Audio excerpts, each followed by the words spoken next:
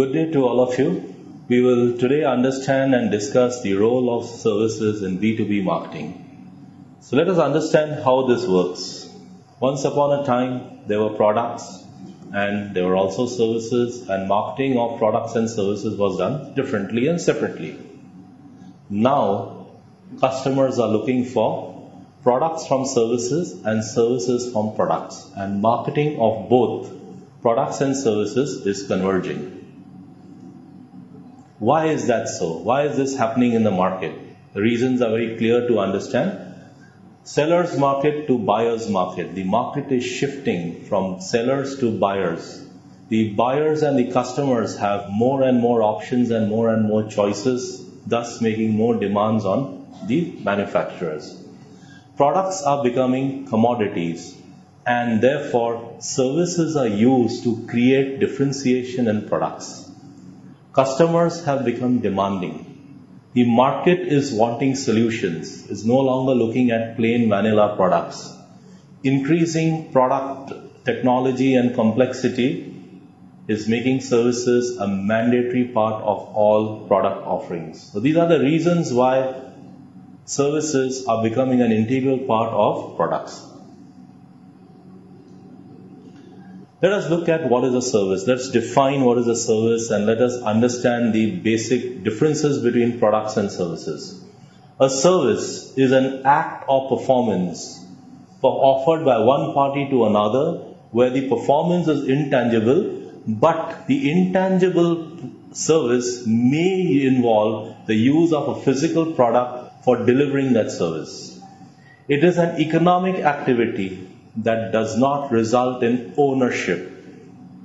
It is a process that creates benefits by facilitating a desired change in either the customers themselves, their physical assets, or their intangible assets. Let me explain this a little more in detail to you. It is a process. A service is a process that results in creating benefits by facilitating a desired change in the customers themselves. So a very good example of that, of course not from the B2B sector, but from the B2C sector, is when you go for a haircut. When you go for a haircut, your hair looks different, your hair looks neater, cleaner, trimmer, and that is a change in the physical, in the customer themselves. Then there could be a change in the physical assets of the customer. So for example, if you're offering a manufacturing organization or a bank an internet connection and they're able to do business through the internet, there's a change in the physical assets.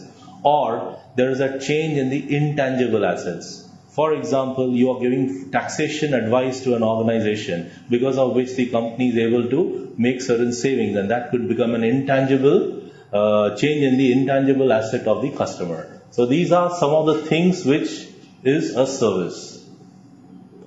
Let us look at the comparison of goods and services. Customers do not obtain ownership of services like they get ownership of physical products.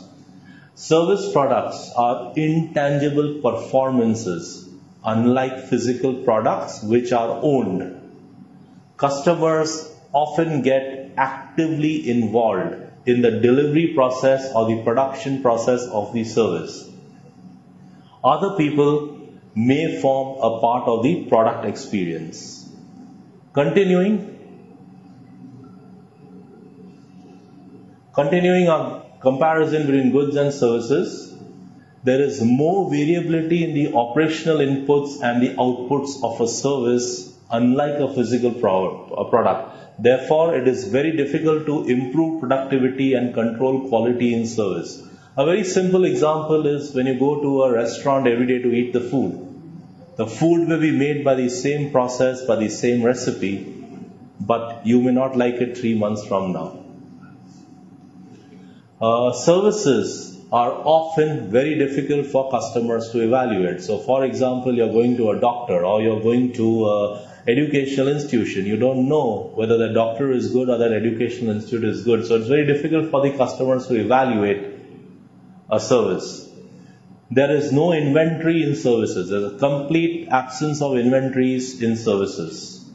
Time factor is more important. Speed may be very critical in services. So most services are their presence is felt most by their absence. So for example, if you're giving a service and that service stops, suddenly the customer feels the lack of that service. So the absence of that service makes the customer aware of the presence of the service, and therefore speed is very, very important in service delivery. And delivery systems for the service may include both electronic and physical channels.